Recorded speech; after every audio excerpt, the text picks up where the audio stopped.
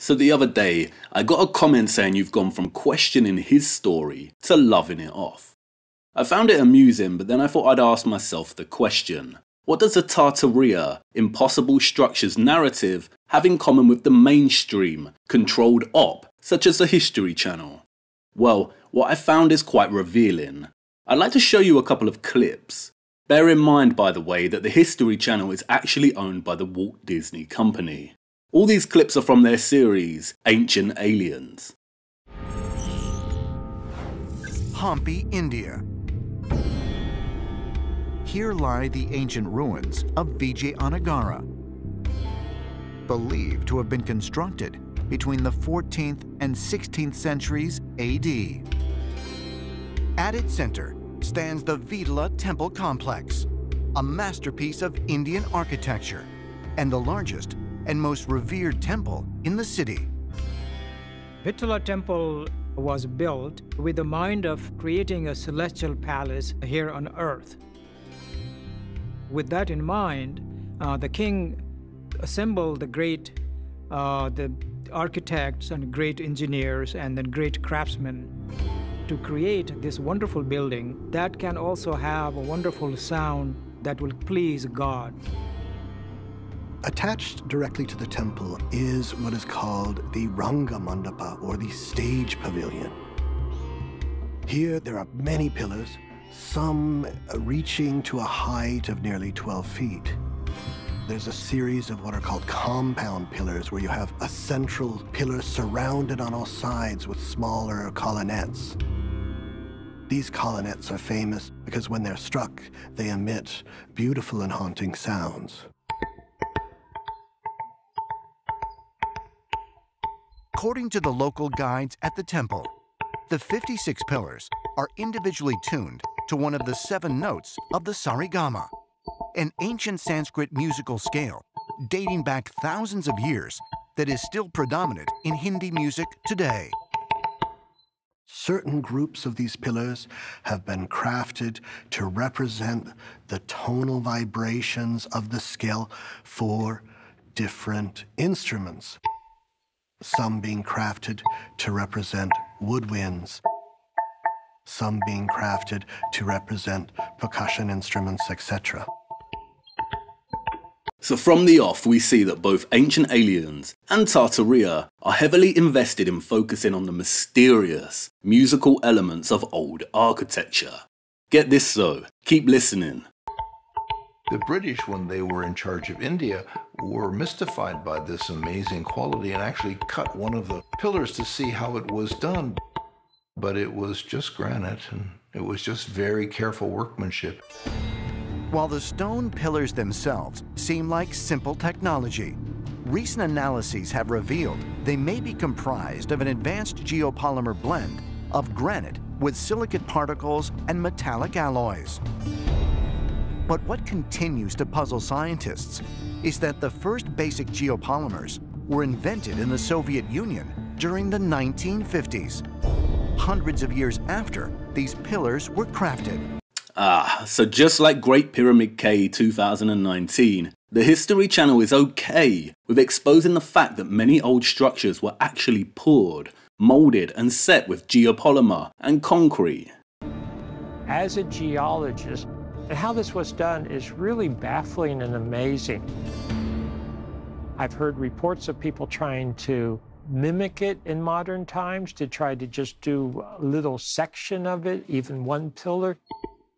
And people just haven't been successful. So what were they doing back then? We just don't know. According to Hindu priests, each of these pillars was specifically tuned harmonically in order to communicate with the gods. So you have to wonder, did extraterrestrial beings come down and give instructions on creating these specific frequencies? And here we go. Not only do we have the hidden secret mysteries of musical frequencies and advanced concrete, but it could not have been human beings. No way. It had to be more advanced beings.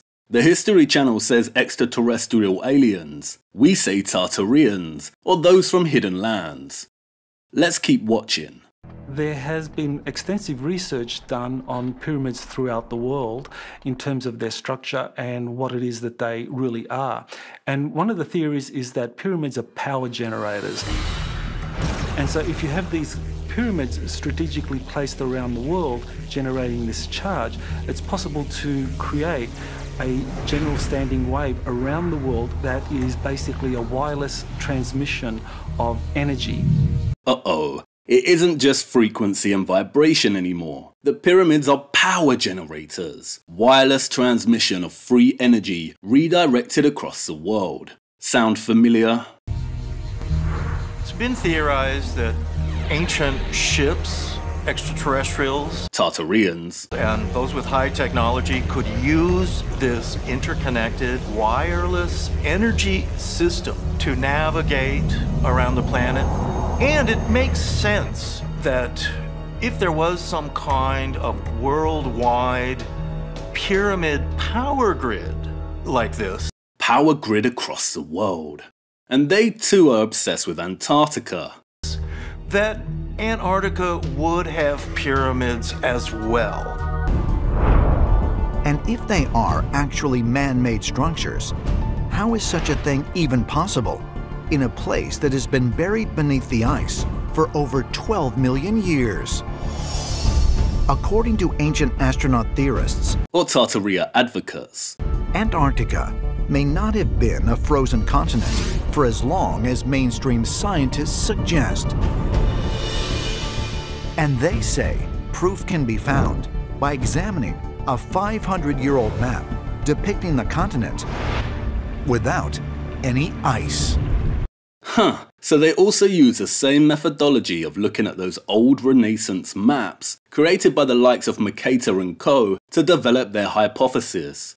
Yeah, so this is about 4 meters. All right, here's the far corner here. Using the dimensions and the density of one of the basalt stone blocks, Dr. Burton calculates its weight. 250, 2 meters 50. All right, so based on the measurements, you're looking at a weight of about 54 tons. 54 tons then. So 50 tons, give or take. And you have 1, 2, 3, 4 of those monoliths essentially stacked on top of each other at a height of 40 feet. So Gus, what is then the oral history of moving this stone on the island? Well, according to the legends, the stones were flown up here. Rocks were brought from the north and they were flown up here. For generations, the people of Pompeii have told the story that Nan Madol was constructed by strange visitors through a process of levitation. According to oral histories, the stones flew to the Nan Madol area. How did they fly there, we don't know.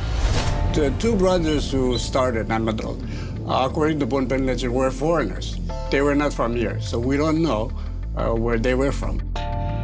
According to legend, the twin sorcerers who created Nan Madol were of giant proportions. Levitating stones again, put up at the hands of gigantic advanced beings.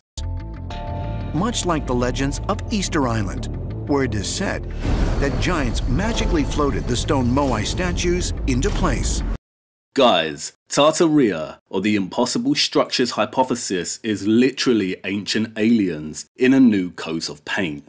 They both focus on advanced free cosmic energy and frequency and vibration. Both emphasize that these structures are impossible. Both replace humans with advanced beings.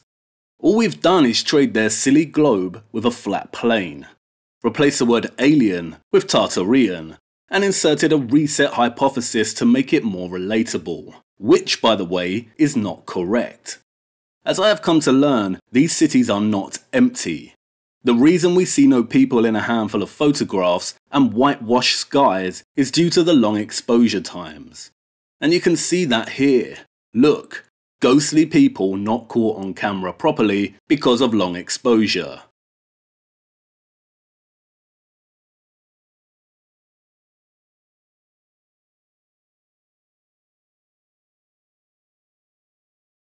It's the same thing as in this recent photograph.